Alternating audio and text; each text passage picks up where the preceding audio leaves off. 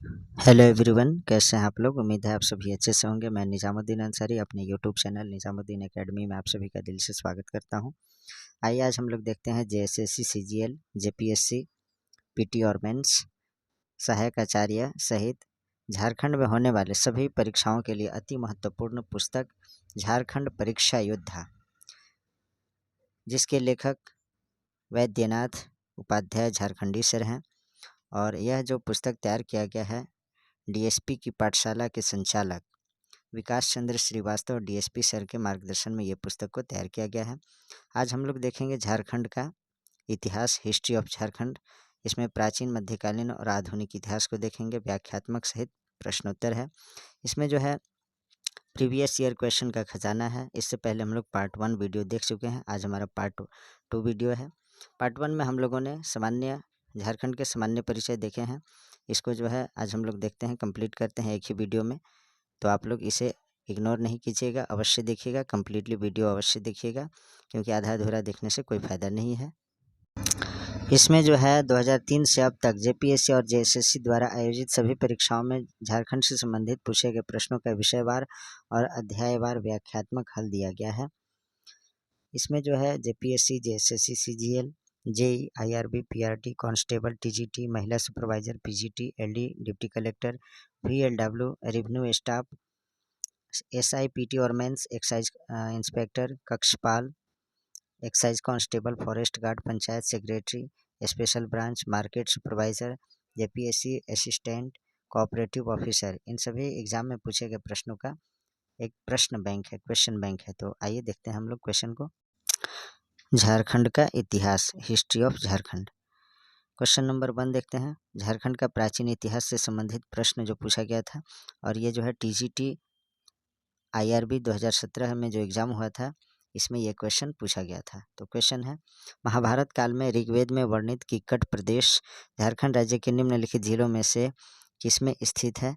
तो इसका जो सही आंसर है वो है आपका गिरिडीह जिले में। Option number B is correct. इसका व्याख्या देखते हैं। महाभारत काल में ऋग्वेद में वर्णित किक्कट प्रदेश झारखंड के गिरिडीह जिले में है। नेक्स्ट देखते हैं क्वेश्चन नंबर 2, महाभारत में झारखंड को किस नाम से जाना जाता था। तो इसका आंसर है पुंडरीक देश। महाभारत में जो है पुंडरीक देश नाम से झारखंड को जाना जाता था। महाभारत के दिग्विजय पर्व में झारखंड क्षेत्र की चर्चा पशुभूमि एवं पुंडरीक देश, पशुभूमि भी कहा जाता था और पुंडरीक देश भी के नाम से मिलती है। इसी ग्रंथ में इस क्षेत्र को अर्क खंड या कर्क खंड के नाम से संकेतित किया गया है। नेक्स्ट देखते हैं, चाणक्य ने अपनी प्रसिद्ध रचना अर्थशास्त्र में झारखंड को किस नाम से संबोधित किया था। तो इसका सही आंसर है कुक्कुट देश के नाम से संबोधित किया था। एसआईपीटी 2017 में ये क्वेश्चन पूछा गया है। अब इससे क्वेश्चन हम लोग देख लेते हैं। कौटिल्य का अर्थशास्त्र में नामकरण जो झारखंड का था कुक्कुट या कुक्कुट देश था। टॉलमी द्वारा झारखंड का नाम था मुंडल, फाहियान द्वारा कुक्कुट लाड और ह्वेनसांग द्वारा किलो ना सुफालाना या कर्ण सुवर्ण, ये ह्वेनसांग द्वारा झारखंड का नाम दिया गया था। इसे आप लोग अवश्य याद रखिएगा, क्योंकि किसी भी एग्जाम में इस तरह के क्वेश्चन पूछे जाते हैं। संथाल परगना क्षेत्र को अति प्राचीन काल में क्या कहा जाता था।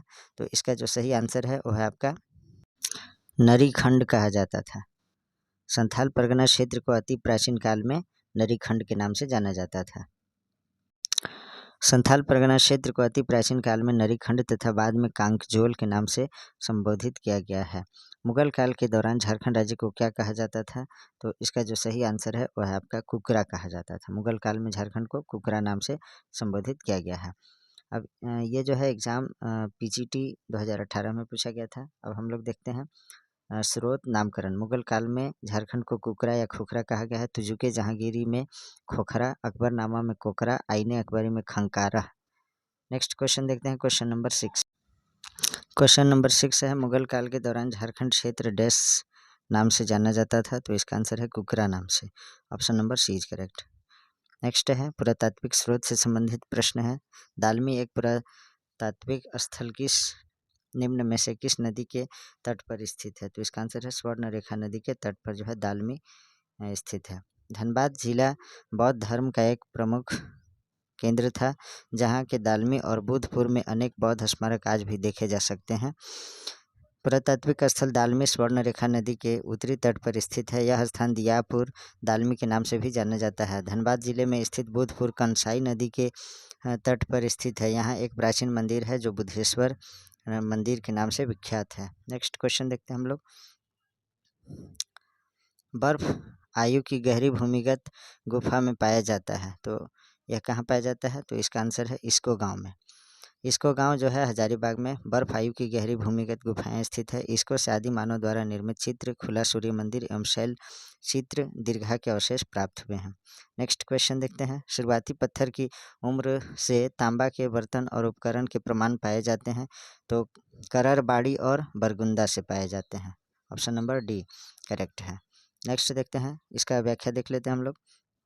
झारखंड का इतिहास पाषाण काल से आरंभ होता है, जब से मनुष्य के इस इलाके में रहने के प्रमाण मिलते हैं। झारखंड के करर, बाड़ी और बरगुंदा से शुरुआती पत्थर की उम्र से तांबा के बर्तन और उपकरण के प्रमाण पाए गए हैं। नेक्स्ट है क्वेश्चन, असुरा साइट्स झारखंड में पाए जाने वाले राष्ट्रीय महत्व के स्मारकों स्थलों में से कौन सा इलाके में स्थित नहीं है? तो इसका आंसर है इंचागढ़, ये जो है नहीं है। झारखंड के राष्ट्रीय महत्व के स्मारकों यानी स्थलों में प्रमुख स्थान रखने वाला असुरपुरा स्थल, असुरा साइट्स, हंसा, कुंजला, खूंटी टोला एवं सारिद केल हैं। इनके रख रखाव की जिम्मेवारी भारतीय पुरातत्व सर्वेक्षण विभाग के पास है। रांची, खूंटी, लोहरदगा, हजारीबाग, चाईबासा आदि में अनेक असुर साइट हैं। खूंटी जिले में स्थित कुथार टोली, कुंजला, सारिद केल, कठार टोली एवं हंसा को संरक्षित स्मारक घोषित किया जा चुका है। 50 एकड़ के क्षेत्र में फैला सारिद केल खूंटी तमाड़ रोड पर तजना नदी के तट पर स्थित है। इसकी खोज सबसे पहले 1915 ईस्वी में एस.सी. रॉय ने की थी। कुंजला खूंटी के पश्चिम में स्थित है। इसकी खोज भी एस.सी. रॉय ने की थी। कठार टोली रांची से दक्षिण चाईबासा रोड पर स्थित है। खूंटी टोला कोटरी नदी के तट पर स्थित है, जबकि हंसा रांची के दक्षिण दिशा में स्थित है। नेक्स्ट क्वेश्चन देखते हैं। हजारीबाग के उत्तर की ओर झारखंड में निम्न में से कौन से स्थान बौद्ध धर्म विरासत के अवशेषों का दावा करते हैं? तो इसका जो सही आंसर है वह है आपका Itkhori. Option number D is correct. अब हम लोग इसका व्याख्या देख लेते हैं। मित्रों, जो लोग हमारे चैनल पर नए विजिट किए हैं उनसे मेरा रिक्वेस्ट है कि आप लोग चैनल को सब्सक्राइब कीजिए, वीडियो को लाइक कीजिए और अपने 5 मित्रों तक अवश्य शेयर कीजिए, क्योंकि वीडियो बनाने में बहुत ही थोड़ा मेहनत लगता है। आप लोग इसको बर्बाद ना कीजिए और आप लोग अपने मित्रों को भी हेल्प हो जाए, इसलिए उन तक शेयर कीजिए ज़रूर। और आपसे रिक्वेस्ट है कि एक प्यारा सा कमेंट ज़रूर कीजिए, ताकि मैं भी मोटिवेट रहूं, आपके लिए वीडियो बनाता रहूं। और जिनको मेरा वीडियो स्पीड लगे वे लोग स्लो कर लीजिएगा, जिनको स्लो लगे वे स्पीड को बढ़ा करके देख लीजिएगा। इसका एक्सप्लेन देखते हैं हम लोग। भगवान बुद्ध का झारखंड से सीधा संपर्क था या नहीं, कहना कठिन है, लेकिन अपने 45 वर्ष के परिभ्रमण काल में वे संभवतः झारखंड भी आए थे, जिसके कारण इस क्षेत्र में भी बौद्ध धर्म का खूब प्रचार प्रसार हुआ। झारखंड में अनेक स्थानों पर बौद्ध धर्म से जुड़े अवशेष बिखरे पड़े हैं, जिनमें चतरा जिले का इटखोरी प्रमुख है। इटखोरी अब बौद्ध साइट बनने जा रहा है। यहाँ 3 बौद्ध स्तूप सहित अनेक बौद्ध अवशेष मिले हैं। आने वाला समय में यह कहा गया के बाद सबसे बड़ा बौद्ध केंद्र बन सकता है। यह गया के बाद जो है आने वाले समय में यानी फ्यूचर में जो है यह गया के बाद, यानी जो बिहार में गया जिला है उसके बाद सबसे बड़ा बौद्ध केंद्र आपका कौन बन सकता है? इटखोरी। नेक्स्ट देखते हैं 6 नंबर। चंदन सहित पहाड़ी पर अशोक शिलालेख झारखंड के निम्नलिखित जिलों में से किसमें स्थित है? तो इसमें जो है आपका आंसर जो है स्टार लगा हुआ है, तो आप इसे समझ सकते हैं इसका व्याख्या के माध्यम से। चंदन सहित पहाड़ी बिहार के सासाराम में स्थित है। इस पहाड़ी पर ब्राह्मी लिपि में लिखा गया सम्राट अशोक का शिलालेख है। इस शिलालेख को लगभग 2300 वर्ष पूर्व सम्राट अशोक ने अपने बौद्ध धर्म के प्रचार प्रसार के दौरान लिखवाया था। तो इसमें जो है सासाराम बता रहा है और सासाराम इसमें जो है ऑप्शन में नहीं था, इसलिए इसमें स्टार लगा हुआ है। आप लोग व्याख्या से समझ लीजिएगा इसको। निम्नलिखित साइटों में से कौन सा झारखंड के एक ताम्रपाषाण साइट से संबंधित नहीं है? तो इसका आंसर है कुनार। और कुनार जो है ताम्रपाषाण साइट से संबंधित नहीं है। बाकी जो है कहरबाड़ी, बदम, रामगढ़ ये सभी ताम्रपाषाण साइट से संबंधित है। करहबाड़ी करहर, बड़ी, पदम और रामगढ़ झारखंड के ताम्र प्रशांत साइट से है, जबकि कुनार ताम्र प्रशांत साइट से नहीं है। 8 नंबर क्वेश्चन देखते हैं। संभावित भूमिगत कोशिकाओं और मार्ग के साथ बरादरी इमारतों के अवशेष निम्नलिखित स्थानों में से किसमें स्थित है? तो इसका आंसर है अर्जी, Mukimpur, Santhal Pargana. Option number 20 correct. संभावित भूमिगत कोशिकाओं और मार्ग के साथ बरादरी इमारतों के अवशेष अर्जी, मुकीमपुर, संथाल परगना में स्थित है। नेक्स्ट क्वेश्चन है 9 नंबर। सिंहभूम में खुदाई के दौरान निम्न में से कौन सा पाया गया है? तो इसका आंसर है रोमन के सिक्के पाए गए हैं सिंहभूम में खुदाई के दौरान। रोमन साम्राज्य के सिक्के सिंहभूम से पाए गए हैं, जबकि इंडो सीथियन सिक्के चाईबासा से मिले हैं। नेक्स्ट क्वेश्चन देखते हैं हम लोग। कुषाण सम्राट कनिष्क के सिक्के झारखंड के डैश जिले में प्राप्त हुए थे? तो इसका आंसर है रांची जिले से प्राप्त हुए थे। कुषाण सम्राट कनिष्क के सिक्के रांची से प्राप्त हुए हैं, जिससे यह प्रतीत होता है कि कनिष्क का प्रभाव झारखंड पर भी था। नेक्स्ट क्वेश्चन है इसको की गुफाएं में स्थित है? तो हजारीबाग में स्थित है। इसका आंसर होगा डी। हजारीबाग जिला मुख्यालय से लगभग 40 किलोमीटर दूर बड़का गांव में इसको गुफा स्थित है। यहाँ गुफा 5000 साल से अधिक पुराना है। इस गुफा का उपयोग बादम के राजा किया करते थे। इस गुफा के चट्टानों पर कोहबर कला, जिसे रॉक पेंटिंग कहा जाता है, उकेरे हुए हैं। इसको से आदि मानव द्वारा निर्मित चित्र मिले हैं। यहाँ से भूल भुलैया जैसी आकृति भी मिली है, इसे याद रखिएगा।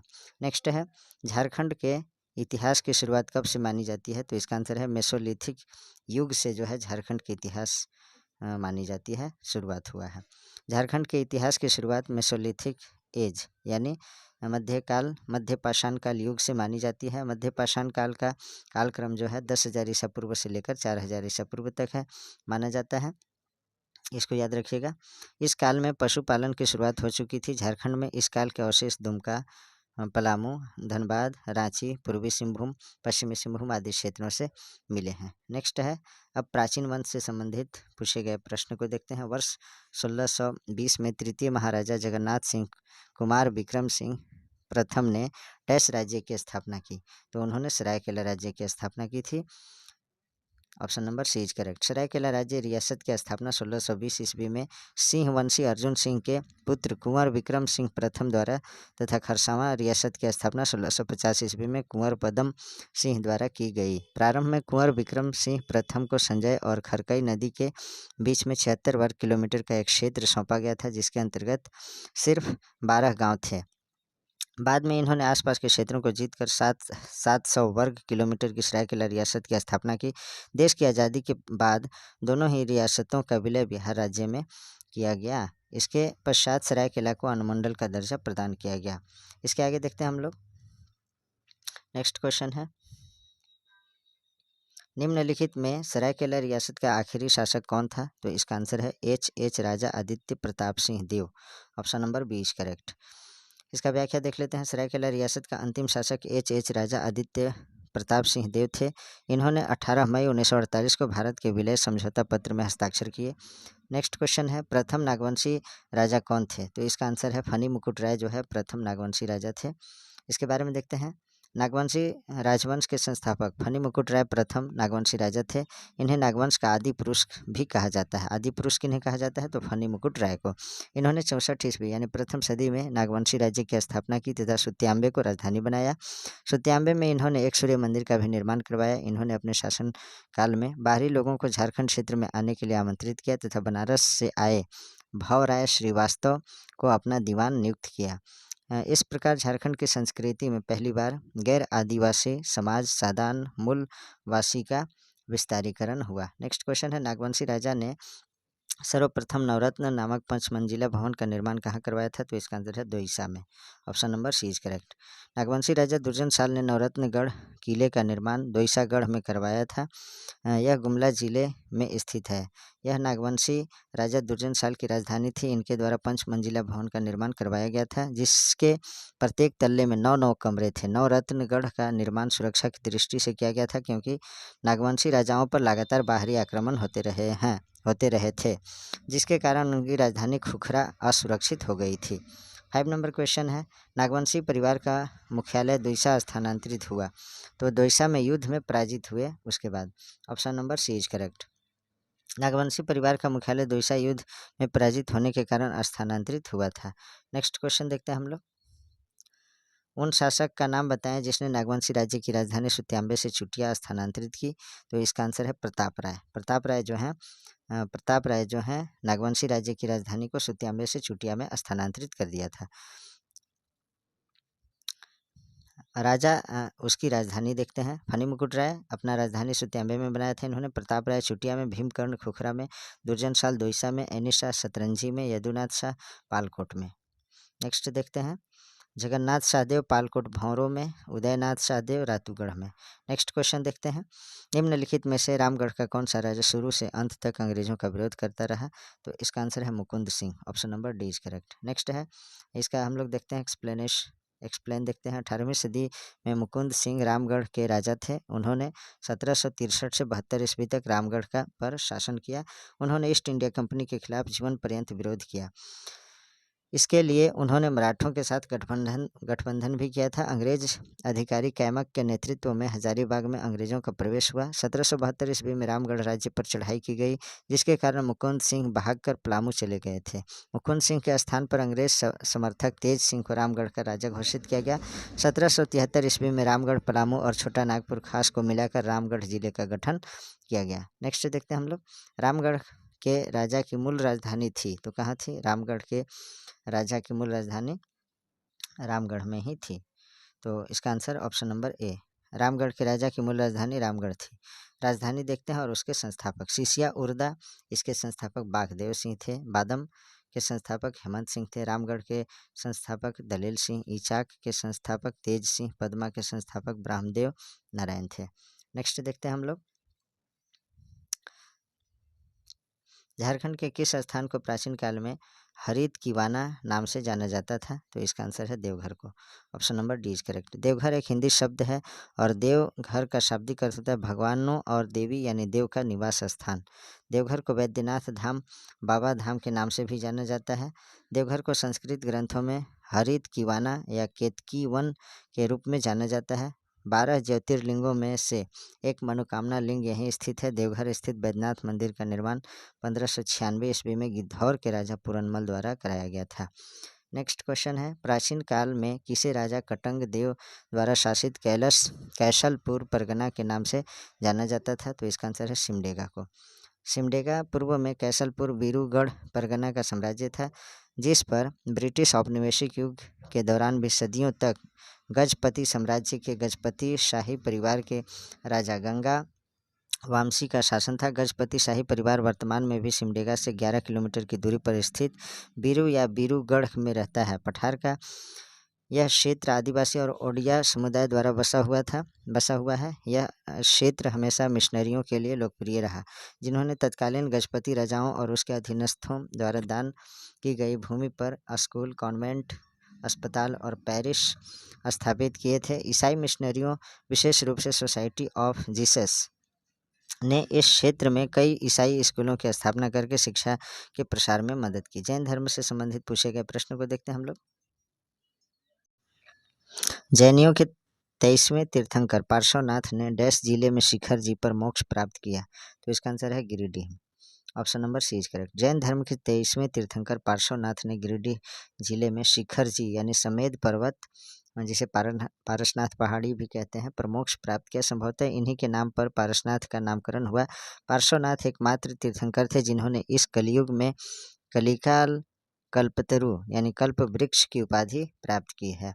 नेक्स्ट क्वेश्चन है। जैन ग्रंथों में भगवान महावीर के लोरे यादगां की यात्रा का संदर्भ है मुंडारी में, जिसका अर्थ होता है आंसुओं की नदी। Option number C is correct. Next देखते हैं हम लोग। इसका एक्सप्लेन देखते हैं। जैन धर्म के 24वें तीर्थंकर भगवान महावीर का जैन ग्रंथों में लोरे यादगां की यात्रा का वर्णन है, जिसका मुंडारी में अर्थ होता है आंसुओं की नदी। नेक्स्ट है। जैन धर्म के किस तीर्थंकर ने पारसनाथ में महासमाधि ली थी?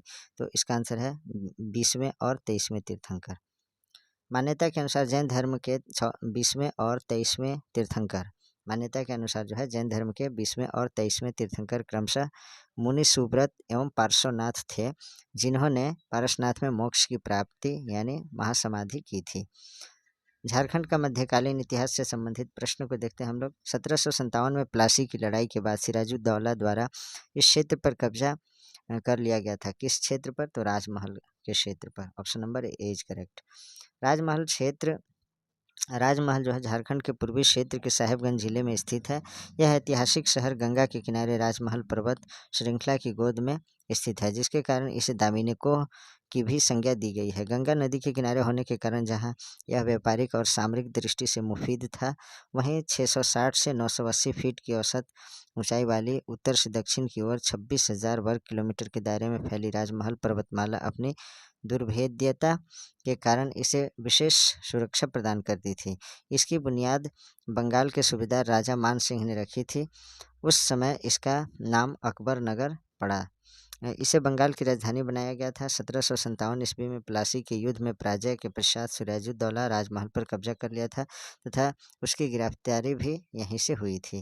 नेक्स्ट क्वेश्चन है, इस्लाम खान ने राजमहल में अपनी राजधानी को कहाँ स्थानांतरित कर दिया था? तो इसका आंसर है ढाका। मुगल सेनापति इस्लाम खां बंगाल के सूबेदार थे। उसने 1610 ईस्वी में बंगाल की राजधानी को राजमहल से ढाका स्थानांतरित कर दिया और इसका नाम जहांगीर नगर रखा। नेक्स्ट देखते हैं, निम्नलिखित में से कौन सुल्तान शुजा की राजधानी थी? तो इसका आंसर है राजमहल यानी सी। इसका एक्सप्लेन देखते हैं हम लोग। 1639 ईस्वी में मुगल सम्राट शाहजहां का पुत्र राजा शुजा द्वारा राजमहल को बंगाल की राजधानी बनाया गया। यह 1660 तक मुगल वायसराय की सीट और 1661 तक एक टकसाल शहर के रूप में जारी रहा। नेक्स्ट क्वेश्चन है, औरंगजेब के शासनकाल के दौरान दलील सिंह ने मगर खान को हराया था, जो कि डैश के शासक थे। तो यह जो थे चास के शासक थे। औरंगजेब के शासनकाल के दौरान दलील सिंह ने मगर खान को हराया था, जो चास के शासक थे। नेक्स्ट क्वेश्चन है, दुर्जन साल सम्राट द्वारा हीरे की अपनी विशेषज्ञता के कारण झारखंड के किस शासक द्वारा जेल से रिहा किया गया था? तो इसका आंसर है जहांगीर द्वारा। Option number B is correct. Jahangir की आत्मकथा तुजुके जहांगीरी में छोटा नागपुर क्षेत्र से सोने की प्राप्ति का उल्लेख मिलता है। इस आत्मकथा में छोटा नागपुर के स्थानीय लोगों द्वारा शंख नदी से हीरे प्राप्त करने के तरीकों का वर्णन है। हीरों के कारण जहांगीर इस क्षेत्र पर अधिकार करना चाहता था। जहांगीर के समय कोकरह यानी जिसे झारखंड कहा गया है अब का शासक दुर्जन साल था, जिसने मुगलों की अधीनता स्वीकार करने तथा मालगुजारी देने से मना कर दिया था। 1615 ईस्वी में जहांगीर ने इब्राहिम खान को बिहार का सूबेदार नियुक्त किया था तथा उसे कोकरह पर अधिकार करने का आदेश दिया। इब्राहिम खान ने कोकरह पर विजय प्राप्त कर हीरों के लिए प्रसिद्ध शंख नदी को अपने कब्जे में ले लिया तथा दुर्जन साल को गिरफ्तार कर 12 वर्षों तक ग्वालियर के किले में बंदी बनाकर रखा गया। 1627 ईस्वी में जहांगीर के दरबार में एक हीरे की असलियत को लेकर विवाद हो गया। असली हीरों की पहचान करने के लिए दुर्जन साल को शाही दरबार में बुलाया गया। दुर्जन साल द्वारा असली हीरों की पहचान कर लेने के पश्चात जहांगीर ने खुश होकर उसे शाह की उपाधि प्रदान करते हुए उसे मुक्त कर दिया तथा उसका राज्य वापस कर दिया। इसके बदले दुर्जन साल ने मुगल शासक जहांगीर को 6,000 रुपये वार्षिक कर देना स्वीकार किया। नेक्स्ट देखते हैं। नेक्स्ट क्वेश्चन है, 1616 में कर नहीं देने के कारण किस महाराज को जहांगीर ने ग्वालियर के किले में कैद कर दिया था? तो इसका आंसर है दुर्जन साल को। Option number D is correct. Next देखते हैं, नागवंशी शासक राजा दुर्जन साल 1628 में मुगल सम्राट जहांगीर को वार्षिक कर देना स्वीकार किया था। वार्षिक कर की राशि कितनी थी? तो इसका आंसर है 6,000 रुपये प्रति वर्ष। Option number C is correct. Next देखते हैं, राजा जय सिंह जिन्होंने खुद को 13वीं सदी में झारखंड का शासक घोषित कर दिया था, जो निम्न में से राज्य के थे? तो किस राज्य के थे? तो उड़ीसा के थे। Option number C is correct. Orissa के राजा जय सिंह देव ने 13वीं शताब्दी में खुद को झारखंड का शासक घोषित कर अपना शासन लागू कर दिया था। छोटा नागपुर संथाल परगना से लेकर ओडिशा मध्य प्रदेश तक फैले जनजातीय क्षेत्र के लिए झारखंड शब्द का प्रयोग संभवतः मध्यकाल से ही शुरू हुआ। उपलब्ध ऐतिहासिक सामग्रियों में 13वीं शताब्दी के एक ताम्रपत्र में इस क्षेत्र के लिए झारखंड शब्द का पहली बार प्रयोग मिलता है। नेक्स्ट देखते हैं 9 नंबर क्वेश्चन, उड़ीसा के राजा जय सिंह देव को डैश में अपने लोगों द्वारा झारखंड के शासक के रूप में स्वीकार किया गया था? तो इसका आंसर है 13वीं शताब्दी। Option number C is correct. Next है, किंवदंती के अनुसार डैश सदी में ओडिशा के राजा जय सिंह देव ने स्वयं को झारखंड का शासक घोषित किया था? तो इसका आंसर है 13वीं सदी में। Option number C is correct. Next है 11। बिहार के मुगल सूबेदार शाइस्ता खान ने पलामू के पराक्रमी शासक प्रताप राय के विरुद्ध पलामू किले पर किस वर्ष में आक्रमण और संधि की? तो इसका आंसर है 1641-42 में। मुगल सम्राट शाहजहां द्वारा बिहार का सूबेदार नियुक्त किए जाने के पश्चात शाइस्ता खान ने 1641 ईस्वी में पलामू के चेरो राज्य पर आक्रमण किया। शाइस्ता खां के आक्रमण के समय पलामू का राजा प्रताप राय थे। प्रताप राय ने इस आक्रमण के बाद शाइस्ता खां से संधि करते हुए 80,000 रुपये देने और पटना में हाजिरी लगाना स्वीकार किया। 1642 ईस्वी में प्रताप राय से 80,000 रुपये प्राप्त कर शाइस्ता खां पटना लौट गया। बाद में प्रताप राय ने मुगल शासक को वार्षिक मालगुजारी देना बंद कर दिया। 1643 ईस्वी में शाहजहां ने इतिकाद खां को बिहार का सूबेदार नियुक्त किया तथा पलामू के शासक के विरुद्ध कार्रवाई करने का आदेश दिया। नेक्स्ट क्वेश्चन है, मुगल बादशाह अकबर के किस सेनापति के नेतृत्व में मुगल सेना ने 1585 में छोटा नागपुर खास के नागवंशी शासक मधुकरण शाह, जिसे मधु सिंह भी कहा जाता है, जिन्हें मधुकरण शाह को मधु सिंह भी कहा जाता है, पर आक्रमण किया, उसे हराया तथा उसे मुगलों का अधीनस्थ बनाया? तो इसका आंसर है Shahbaz Khan Kambu. Option number C is correct. Next देखते हैं हम लोग, बिहार व बंगाल विजय के बाद अकबर ने 1585 ईस्वी में शाहबाज खां को छोटा नागपुर खास के नागवंशी शासक पर विजय प्राप्त करने के लिए भेजा। इस युद्ध में नागवंशी शासक मधुकरण शाह, जिसे मधु सिंह भी कहा जाता है, की पराजय हुई तथा मधुकरण शाह ने वार्षिक मालगुजारी देना स्वीकार किया। 1590-92 में अकबर ने सेनापति मान सिंह के ओडिशा अभियान के दौरान मधुकरण शाह ने सहायता की थी। झारखंड के सिंहभूम क्षेत्र का मुगलों के साथ संपर्क अकबर के समय में ही हुआ। उसके समय पोराहाट के सिंहवंशी राजा लक्ष्मी नारायण सिंह, नरपत सिंह, प्रथम कामेश्वर सिंह और रंजीत सिंह थे। नेक्स्ट देखते हैं हम लोग, झारखंड का आधुनिक इतिहास से संबंधित महत्वपूर्ण प्रश्न उत्तर देखते हैं, जो प्रीवियस ईयर क्वेश्चन है। जो है SIPT एग्ज़ाम 2017 में पूछा गया है। ईस्ट इंडिया कंपनी को झारखंड में प्रवेश करने में प्रायः कितने दशकों का समय लगा? तो इसका आंसर है 8 दशक का समय लगा। झारखंड में अंग्रेजों का प्रवेश सिंहभूम के रास्ते 1767 ईस्वी में हुआ। अंग्रेजों के झारखंड में पहली बार प्रवेश के समय झारखंड के धाल भूमि के क्षेत्र में धाल शासक, पोरहाट क्षेत्र में सिंह शासक था तथा कोल्हान क्षेत्र में होश शासकों का शासन था। ईस्ट इंडिया कंपनी को झारखंड में प्रवेश करने में प्रायः 8 दशकों का समय लगा। जनजातीय विद्रोह से संबंधित प्रश्न को देखते हैं। झारखंड के महत्वपूर्ण आदिवासी आंदोलन और उनके साथ जुड़े प्रमुख हस्तियां नीचे दिए गए हैं, गलत मिलान का पता लगाएं।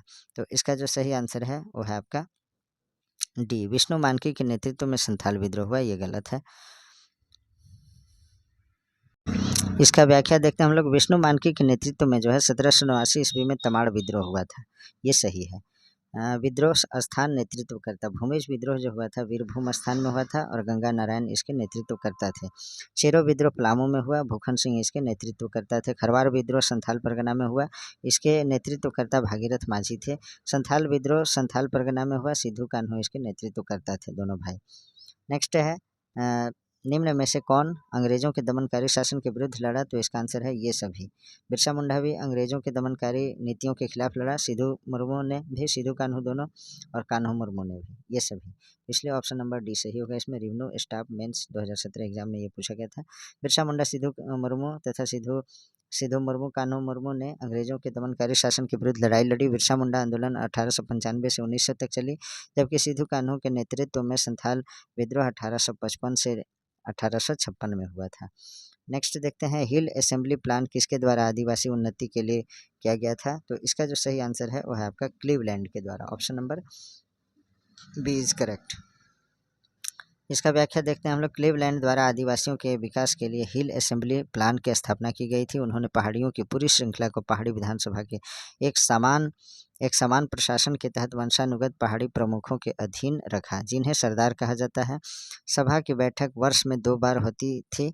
उनके पास व्यापक शक्तियां थी, जिनमें मृत्यु दंड देना या उसे रद्द करना शामिल था। सरदारों को अपने नियंत्रण वाले गांवों में सभी अपराधों और कानून व्यवस्था की समस्याओं की सूचना अधिकारियों को देने का काम सौंपा गया था। नेक्स्ट क्वेश्चन है, दामिनी कोह की घोषणा कब हुई? तो इसका आंसर है 1824 ईस्वी में दामिनी कोह की स्थापना हुई। दामिनी कोह भागलपुर से राजमहल तक का वन क्षेत्र था। ब्रिटिश सरकार द्वारा दामिनी कोह का निर्माण 1824 ईस्वी में संथाल समुदाय को बसाने के लिए किया गया था। नेक्स्ट है क्वेश्चन, निम्न में से कौन सा मिलान गलत है? तो इसका जो सही आंसर है वो है आपका 1822-23 में मानभूम का भूमिज विद्रोह, ये जो है गलत है, बाकी सभी सही है। इसे देखते हैं हम लोग।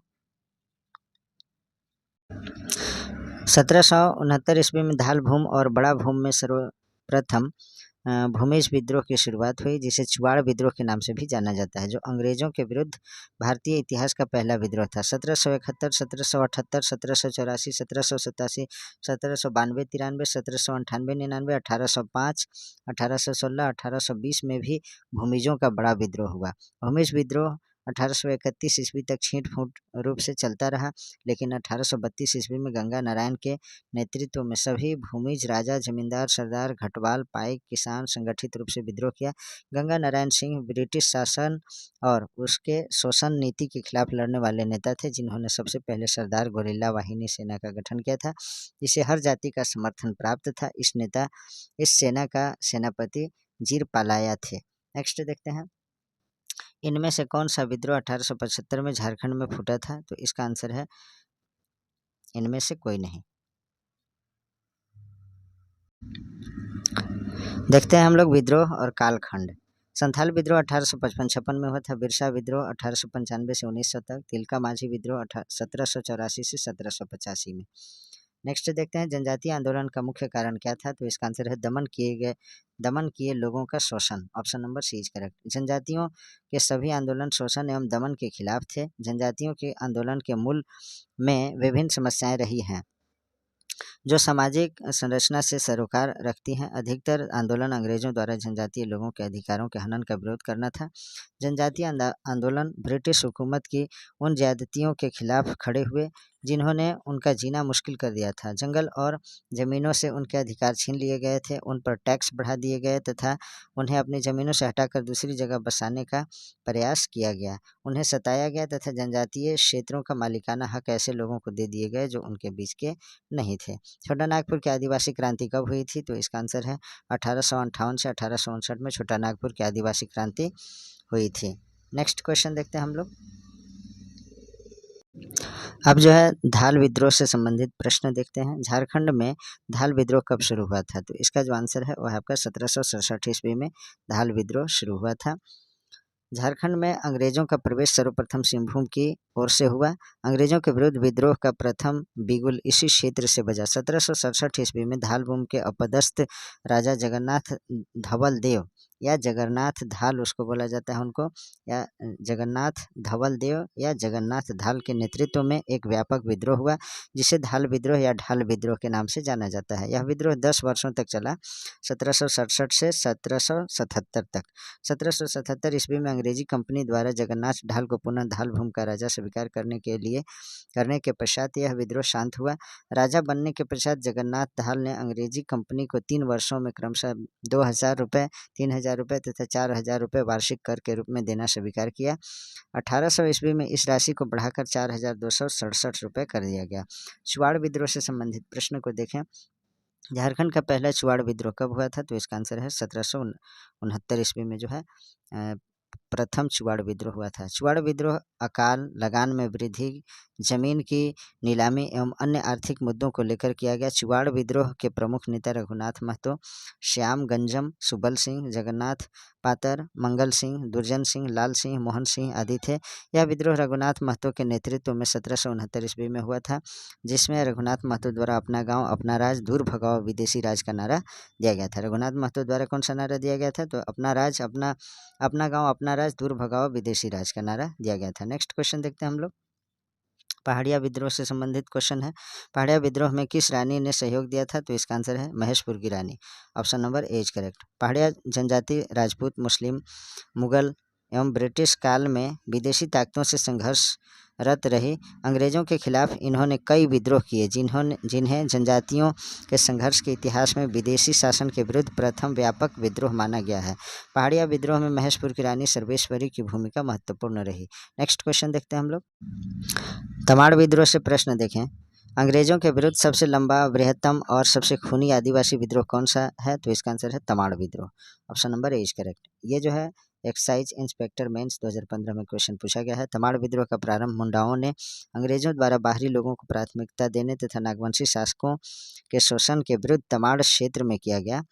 इस विद्रोह का प्रारंभ 1782 ईस्वी में हुआ, जो 1821 ईस्वी तक चला। विद्रोह 6 चरणों में संचालित हुआ। यह अंग्रेजों के विरुद्ध सबसे लंबा, बृहत्तम और सबसे खूनी आदिवासी विद्रोह था। 1795 ईस्वी का मुंडा विद्रोह डैश के नेतृत्व में हुआ था। तो इसका जो सही आंसर है, ये 1795 में नहीं हुआ था, 1895 में हुआ था। अगर यहाँ 1895 होता तो बिरसा मुंडा हो जाता।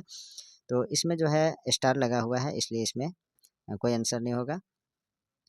इसका देखते हैं हम लोग तमाड़ मुंडा विद्रोह, और ये जो है कितने चरण में हुआ था? तो 6 चरण में हुआ था। और इसका जो है कालक्रम दिया गया है, और साथ में दिया गया है कौन दमन करता था और प्रमुख नेता कौन थे नेतृत्व करने वाले। तो प्रथम जो विद्रोह हुआ था आपका तमाड़ विद्रोह, तो वह हुआ था आपका 1782-83 में, और प्रमुख नेता विभिन्न मुंडा सरदार ये सब नेता थे, और मेजर जेम्स इसका दमनकर्ता मेजर जेम्स क्रॉफ्ट था। द्वितीय जो हुआ था 1789 में, विष्णु मानकी और मौजी मानकी इसके जो है प्रमुख नेता थे। होगन एवं लेफ्टिनेंट कूपर ये इसका दमन करता थे। तृतीय 1794 से 98 भोलानाथ सिंह एवं अन्य नेता थे। लिमंड, बेन और वेल्स इसके दमन करता थे। चतुर्थ में जो है 1807 से 1808 तक हुआ, दुखन मानकी इसके प्रमुख नेता रहे। रफसेज दमन करता था। पंचम में जो है 1811 से 1812 तक जो है बख्तर शाह और इसके दमन करता ओडोनल एवं रफसेज। षष्ठ में जो हुआ मैंने छठा में 1819 से 21 तक रुदन मुंडा, कुंटा मुंडा एवं अन्य थे, और रफसेज और कालविन जो है इसके दमन करता थे। तिलका विद्रोह से संबंधित प्रश्न को देखें। तिलका माझी ने आदिवासी विद्रोह का नेतृत्व किया और ब्रिटिश सेना प्रमुख को घायल करने में कामयाब रहा। वर्ष 1785 में तिलका माझी को किस शहर में फांसी पर लटका दिया गया था? तो इसका आंसर है भागलपुर में। Option number A is correct. Tilka आंदोलन का प्रारंभ 1783 से 1785 ईस्वी में हुआ। तिलका माझी के नेतृत्व में हुआ था यह तिलका आंदोलन। इस आंदोलन का मुख्य उद्देश्य आदिवासी स्वायत्तता की रक्षा एवं इस क्षेत्र से अंग्रेजों को खदेड़ना था। तिलका माझी द्वारा गांव-गांव में सखुआ पत्ता घुमाकर विद्रोह का संदेश भेजा जाता था। इस विद्रोह के दौरान 13 जनवरी 1784 ईस्वी को तिलका माझी ने तीर मारकर अंग्रेज अधिकारी ऑगस्टस क्लीवलैंड की हत्या कर दी। 1785 ईस्वी में तिलका माझी को धोखे से गिरफ्तार कर लिया गया और भागलपुर में बरगद के पेड़ पर लटकाकर फांसी दे दी गई।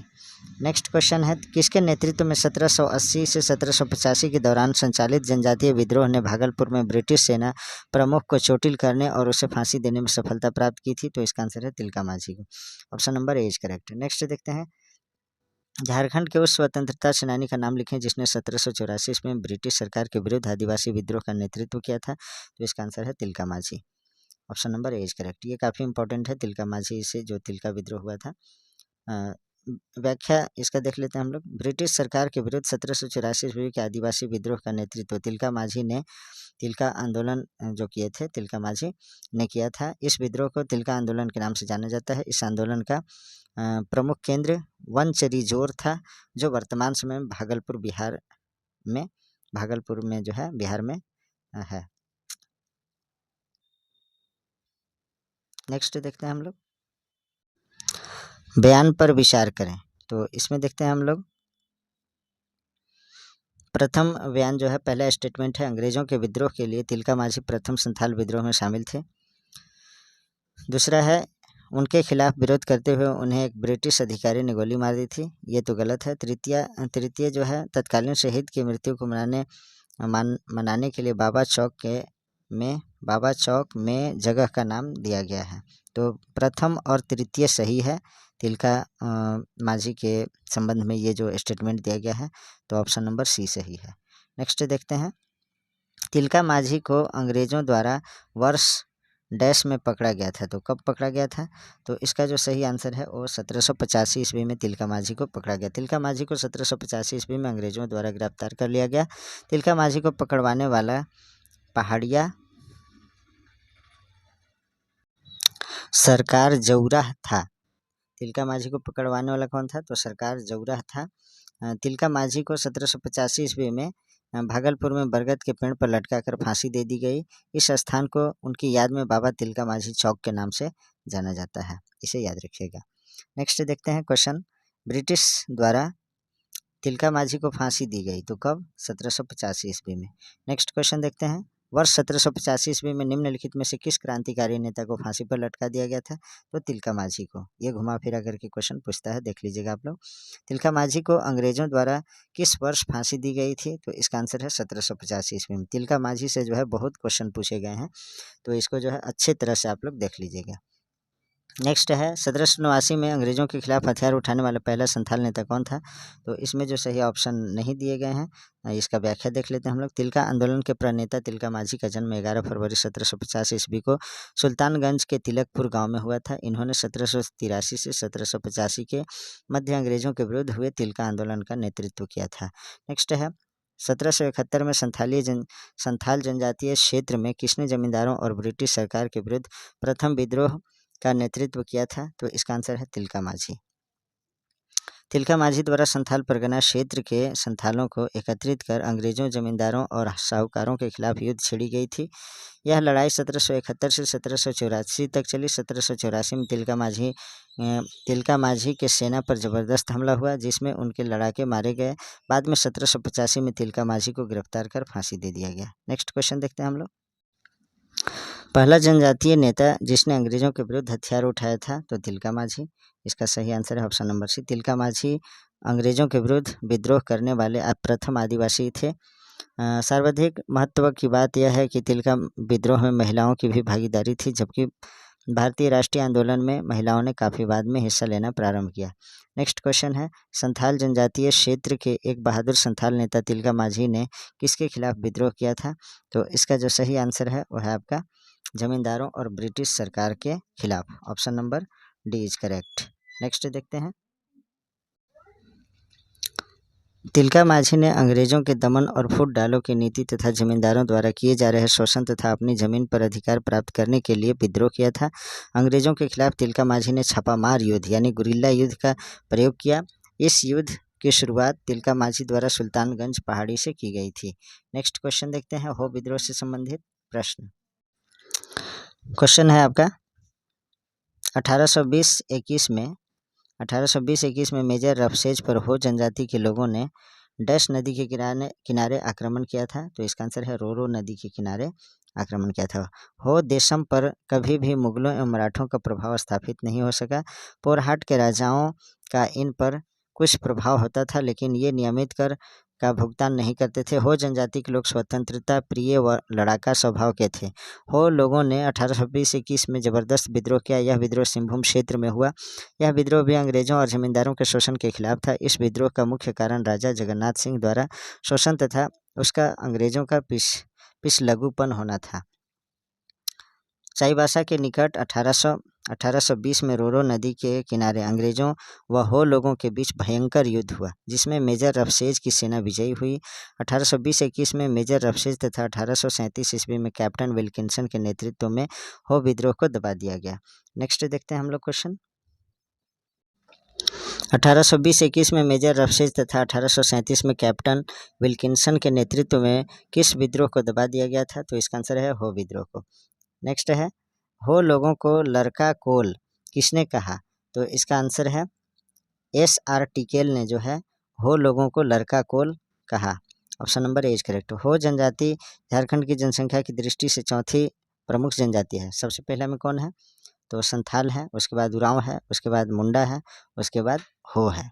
तो याद रखेंगे सुम हो, इस तरह से करेंगे तो पहला जो है संथाल, सबसे ज़्यादा जनसंख्या संथालों की है, उसके बाद उरांव, उसके बाद मुंडा, उसके बाद हो जनजाति की। हो जनजाति झारखंड की जनसंख्या की दृष्टि से चौथी प्रमुख जनजाति है। 10वीं शताब्दी के आसपास हो लोगों ने बाहरी लोगों से लड़ने की असाधारण प्रतिभा के साथ खुद को कोल्हान में एक बहुत शक्तिशाली लोगों के रूप में स्थापित कर लिया था।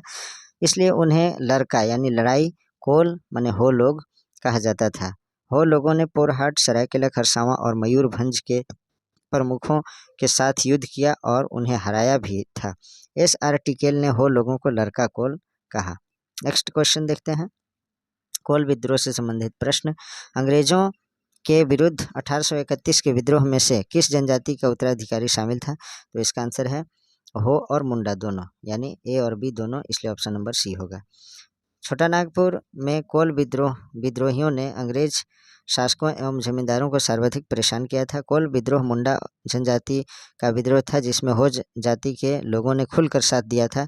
इस विद्रोह का प्रमुख कारण भूमि संबंधी असंतोष था। इस विद्रोह के प्रमुख नेता सींद राय मानकी, बिंद राय मानकी, सुरगा तथा बुद्धू भगत थे।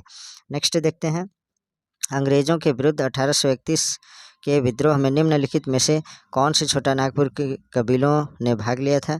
तो इसका जो आंसर है हो एवं Munda, option number A is correct. Next है 1831-32 में कोल आंदोलन शुरू किया गया था, तो इसका आंसर है बुद्धू भगत द्वारा, option number B is correct. Next question देखते हैं,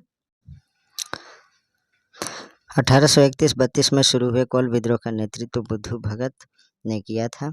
इस विद्रोह को मुंडा, हो, चेरो, खरवार आदि जनजातियों का व्यापक समर्थन प्राप्त था। 1831 में प्रारंभ हुई यह विद्रोह तेजी से छोटा नागपुर, खास पलामू, सिंहभूम, मानभूम क्षेत्र तक फैल गया। अंग्रेजों ने बुद्धू भगत को पकड़ने के लिए 1000 रुपये इनाम की घोषणा की थी। 13 फरवरी 1832 को कैप्टन इम्पे के खिलाफ लड़ते हुए बुद्धू भगत अपने भाई, पुत्र और 150 साथियों के साथ मारे गए। बुद्धू भगत को कैप्टन इम्पे ने मारा था। नेक्स्ट क्वेश्चन है, कोल विद्रोह के प्रमुख नेता बुद्धू भगत डैश के रहने वाले थे? तो इसका जो सही आंसर है इसमें ऑप्शन में नहीं है, तो हम लोग देखते हैं व्याख्या में। कोल विद्रोह के नायक अमर सेनानी बुद्धू भगत का जन्म 17 फरवरी 1792 ईस्वी को रांची जिला के चान्हो प्रखंड अंतर्गत कोयल नदी के तट पर स्थित सीलागाई नामक गाँव में एक उरांव किसान परिवार में हुआ था। बचपन में बकरियां चराने का काम करने वाले बुद्धू भगत काफ़ी सुस्त थे, लेकिन बचपन से ही वे किसी प्रकार का भी अन्याय बर्दाश्त नहीं करते थे। नेक्स्ट क्वेश्चन है, ब्रिटिश के विरुद्ध उरांव विद्रोह का नेतृत्व किसने किया? तो इसका आंसर है बुद्धू भगत ने, option number A is correct. British के विरुद्ध उरांव विद्रोह यानी कोल विद्रोह का नेतृत्व बुद्धू भगत ने किया। इस विद्रोह के परिणाम स्वरूप छोटा नागपुर क्षेत्र में बंगाल के सामान्य कानून के स्थान पर 1833 ईस्वी का रेगुलेशन 13वां लागू किया गया। इसके बाद दक्षिण पश्चिम सीमांत एजेंसी का नाम दिया गया। साथ ही जंगल महल जिला को समाप्त कर नॉन रेगुलेशन प्रांत के रूप में संगठित किया गया। विल्किंसन को दक्षिण पश्चिम सीमांत एजेंसी का पहला गवर्नर बनाया गया। बाद में मानकी मुंडा पद्धति को वित्तीय एवं न्यायिक अधिकार भी दिए गए।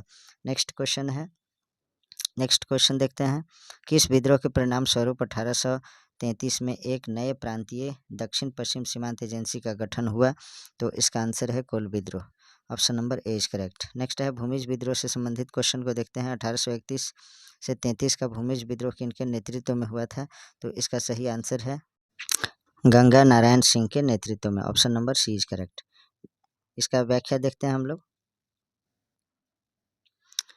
1831-32 के कालखंड में धालभूम, बड़ा भूम, वीरभूम आदि क्षेत्रों में भूमिज का एक व्यापक विद्रोह हुआ जिसके नेता गंगा नारायण थे।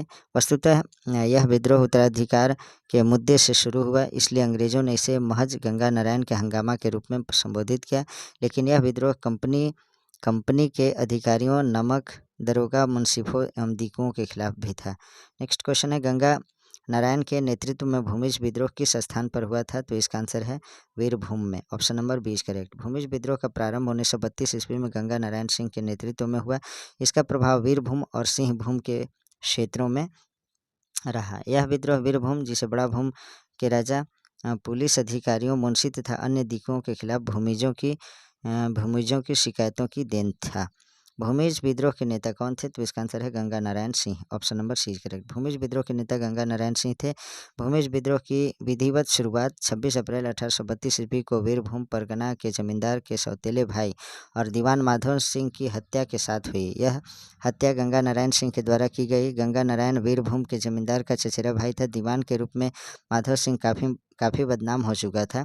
उसने कई तरह के करों को लगातार जनता को तबाह कर दिया था। माधव सिंह के खिलाफ गंगा नारायण ने भूमिजों को एक अभूतपूर्व नेतृत्व प्रदान किया। 7 फरवरी 1833 को खरसावां के ठाकुर चेतन सिंह के खिलाफ लड़ते हुए गंगा नारायण मारा गया। गंगा नारायण के सर काटकर खरसावां के ठाकुर ने कैप्टन विल्किंसन के पास भेजा था। नेक्स्ट है, 1798 में वीरभूम बांकुरा में डैश हुआ, तो भूमिज विद्रोह हुआ। नेक्स्ट देखते हैं, भूमिज विद्रोह तत्कालीन बंगाल राज्य अब झारखंड एवं पश्चिम बंगाल के मिदनापुर जिले के बड़ाभूम, वीरभूम, धालभूम और जंगल महाल क्षेत्र में स्थित भूमिज आदिवासियों द्वारा किया गया। पहला भूमिज विद्रोह 1769 ईस्वी में बड़ाभूम और धालभूम में हुआ तथा 1798 से 99 में भी भूमिजों का बड़ा विद्रोह हुआ। इसके बाद 1832-33 में भूमिजों का एक संगठित विद्रोह गंगा नारायण सिंह के नेतृत्व में हुआ। नेक्स्ट क्वेश्चन देखते हैं हम लोग। यहाँ जो है संथाल विद्रोह से संबंधित प्रश्न है। वे दोनों भाई कौन थे जिन्होंने वर्ष 1855 में संथाल विद्रोह किया था? तो इसका आंसर है सिद्धू कान्हू। सिद्धू कान्हू और चांद भैरव, साथ में दो बहनें भी थी उनकी, फूलो और झानो। संथाल विद्रोह का प्रारंभ 1855 ईस्वी में सिद्धू एवं कान्हू के नेतृत्व में हुआ था, जिसमें इनके भाई चांद और भैरव तथा बहन फूलो और झानो ने सहयोग प्रदान किया। संथालों द्वारा यह विद्रोह अंग्रेजी उपनिवेशवाद तथा अंग्रेजों एवं गैर आदिवासियों के शोषण के खिलाफ शुरू किया गया था। नेक्स्ट क्वेश्चन है, सन 1855 में किन दो भाइयों के नेतृत्व में संथाल विद्रोह फूट पड़ा था? तो इसका आंसर है सिद्धू मुर्मू और कान्हू मुर्मू के द्वारा। Option number A is correct. Santhal विद्रोह की शुरुआत 30 जून 1855 को संथाल परगना को भोगनाडीह गांव से सिद्धू मुर्मू एवं कान्हू मुर्मू के नेतृत्व में हुआ था। झारखंड अलग राज्य गठन पश्चात झारखंड सरकार ने प्रत्येक वर्ष 30 जून को हूल दिवस के रूप में मनाए जाने की घोषणा की। नेक्स्ट है क्वेश्चन, झारखंड राष्ट्रीय आंदोलन में योगदान देने वाले दो प्रसिद्ध भाई कौन थे? तो सिद्धू मुर्मू और कान्हू मुर्मू। ये जो है झारखंड राष्ट्रीय आंदोलन में इन्होंने योगदान दिया था। झारखंड राष्ट्रीय आंदोलन में योगदान देने वाले दो प्रसिद्ध भाई सिद्धू मुर्मू और कान्हू मुर्मू थे। इनके नेतृत्व में 1855 ईस्वी में संथाल विद्रोह की शुरुआत हुई। इस विद्रोह को संथाल परगना की प्रथम जन क्रांति भी कहा जाता है। इसे मुक्ति आंदोलन के नाम से भी जाना जाता है। कार्ल मार्क्स ने संथाल विद्रोह को भारत की प्रथम जन क्रांति की संज्ञा दी है। नेक्स्ट क्वेश्चन है, सिद्धू मुर्मू और कान्हू मुर्मू डैश के नेता थे? तो संथाल विद्रोह के नेता थे। Option number C is correct. Next देखते हैं। नेक्स्ट क्वेश्चन है आपका, संथाल विद्रोह डैश में फैल गया? तो इसका आंसर है कब फैला? तो 1855 में। नेक्स्ट है, 1855 में लॉर्ड कॉर्नवालिस के अस्थायी बंदोबस्त के विरुद्ध किसने युद्ध छेड़ा था? तो इसका आंसर है Santhal. Option number A is correct. 1855 ईस्वी में लॉर्ड कॉर्नवालिस के अस्थायी बंदोबस्त के विरुद्ध संथाल जनजाति के लोगों ने युद्ध छेड़ा था। नेक्स्ट क्वेश्चन है, सिद्धू कान्हू किस विद्रोह से संबंधित? तो संथाल विद्रोह से। Option number A is correct. Sidhu Kanhu Santhal विद्रोह से संबंधित थे। इस विद्रोह को सिद्धू कान्हू, चांद भैरव तथा फूलो झानो ने प्रारंभ किया। ये सभी आपस में भाई बहन थे। इस विद्रोह के दौरान सिद्धू को राजा, कान्हू को मंत्री, चांद को प्रशासक तथा भैरव को सेनापति नियुक्त किया गया। इस विद्रोह के दौरान अपना देश अपना राज का नारा दिया गया। विद्रोह के दौरान दिग्घी थाने के दरोगा महेश लाल दत्त तथा करहरिया थाने के दरोगा प्रताप नारायण की हत्या कर दी गई। नेक्स्ट है, निम्न में से कौन सा विद्रोह सिद्धू तथा कान्हू से संबंधित है? तो संथाल क्रांति, जो 1855 में हुआ था। Option number A is correct. Santhal विद्रोह भी जो है काफ़ी इंपॉर्टेंट है, क्योंकि देख रहे हैं आपकी संथाल विद्रोह से भी काफ़ी क्वेश्चन पूछे गए हैं। प्रीवियस ईयर के क्वेश्चन है ये जो 1855 के संथाल क्रांति सिद्धू कान्हू से संबंधित है। इस विद्रोह का दमन करने हेतु 7 जुलाई 1855 को जनरल लॉयड के नेतृत्व में सेना की एक टुकड़ी भेजी गई, किंतु मेजर बारो की सेना संथालों के साथ युद्ध में पराजित हुई। इस विद्रोह का हजारीबाग में नेतृत्व अर्जुन माझी और चुबाई माझी तथा बीरभूम में गोरा माझी ने किया। नेक्स्ट क्वेश्चन देखते हैं, संथाल विद्रोह कब हुआ? तो 1855 में हुआ। ऑप्शन नंबर बी सही है। संथाल विद्रोह 1855 में हुआ। इस विद्रोह के दमन के पश्चात 1856 ईस्वी में संथाल परगना में भागलपुर के कमिश्नर जॉर्ज यूल की सहायता से यूल रूल नामक नए पुलिस कानून की व्यवस्था की गई, जिसके तहत पारंपरिक ग्राम प्रधान की व्यवस्था लागू करते हुए ग्राम प्रमुख को पुलिस की शक्तियां प्रदान की गई। इस विद्रोह के दौरान संथाल विद्रोहियों से बचाव हेतु अंग्रेजों ने पाकुड़ में मार्टिलो टावर का निर्माण कराया था।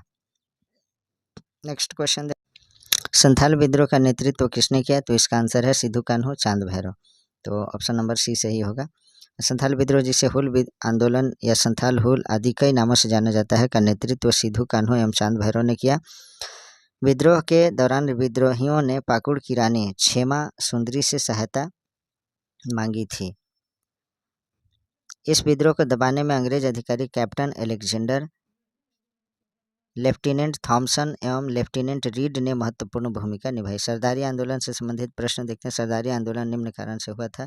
तो इसका आंसर है बेकार यानी बलात् श्रम लागू किए जाने के विरुद्ध कृषक असंतोष असंतुष्ट थे ये, और बिचौलियों द्वारा गैर कानूनी ढंग से किराए में वृद्धि, ये बी और सी दोनों सही है, इसलिए ऑप्शन नंबर डी सही है। नेक्स्ट देखते हैं, सरदारी आंदोलन को मुल्की व मिल्की मातृभूमि और जमीन का आंदोलन भी कहा जाता है। 1831-32 के कोल विद्रोह के समय कोल सरदार असम के चाय बागानों में काम करने चले गए थे। जब वे वापस आए तो उनका ज़मीन दूसरे लोग हड़प लिए थे तथा वे ज़मीन वापस करने से इनकार कर रहे थे।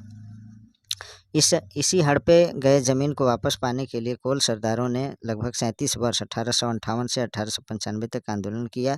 साथ ही बलात् श्रम लागू करना तथा बिचौलियों द्वारा गैर कानूनी ढंग से किराए में वृद्धि करना भी इस आंदोलन का प्रमुख कारण रहा। सफाहोड़ आंदोलन देखते हैं, सफाहोड़ आंदोलन किस आदिवासी समुदाय से संबंधित है? तो इसका आंसर है Santhal, option number C is correct. Safahor आंदोलन का संबंध जो मूलतः है संथाल जनजाति से है।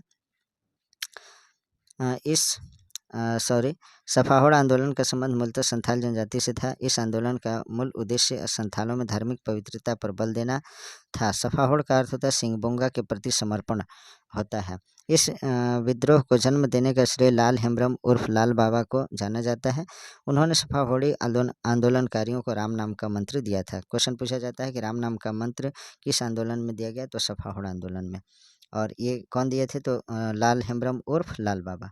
वे संथालों को सफ़ेदी झंडी देते थे, उन्हें जनेऊ पहनाते थे और मांस मदिरा के सेवन से रोकते थे। लाल बाबा के प्रमुख सहयोगी पैका मुर्मू, पगान मरांडी, रसिक लाल सोरेन तथा भातू सोरेन थे। बंगम माझी भी इस विद्रोह के प्रमुख नेता थे। लाल बाबा ने आज़ाद हिंद फौज के तर्ज पर संथाल परगना में देशोद्धारक दल का गठन किया था। नेक्स्ट क्वेश्चन देखते हैं हम लोग। बंगम माझी नेता थे, तो किसका नेता थे? सफाहोड़ आंदोलन के नेता बंगम माझी थे, option number C is correct. Kharwar आंदोलन से संबंधित प्रश्न को देखते हैं। 1874 में खरवार आंदोलन निम्नलिखित में से किस आदिवासी स्वतंत्रता सेनानी के नेतृत्व में प्रसिद्ध हुआ? तो इसका आंसर है भागीरथ माझी, option number A is correct. Kharwar संथालों की एक उपजाति है। ये प्राचीन काल को अपना स्वर्ण युग मानते थे और अपने प्राचीन मूल्यों को पुनः स्थापित करना चाहते थे। इसी संदर्भ में 1874 ईस्वी में भागीरथ माझी के नेतृत्व में खरवार आंदोलन की शुरुआत हुई थी। यह आंदोलन अपने परंपरागत मूल्यों को पुनर्स्थापना हेतु एक जनजातीय सुधारवादी आंदोलन था। इस आंदोलन के दौरान समाज सुधारक एवं एकेश्वरवाद पर विशेष जोर दिया गया। यह आंदोलन संथाल परगना क्षेत्र में हुई थी। खरवार आंदोलन डैश के नेतृत्व में 1874 में प्रसिद्ध हुआ, तो इसका आंसर है भागीरथ माझी के नेतृत्व में खरवार आंदोलन जो है 1874 ईस्वी में प्रसिद्ध हुआ। निम्नलिखित में से किस आंदोलन में लोगों को भूमि मालिकों पर भूमि कर देने के लिए नहीं कहा गया था?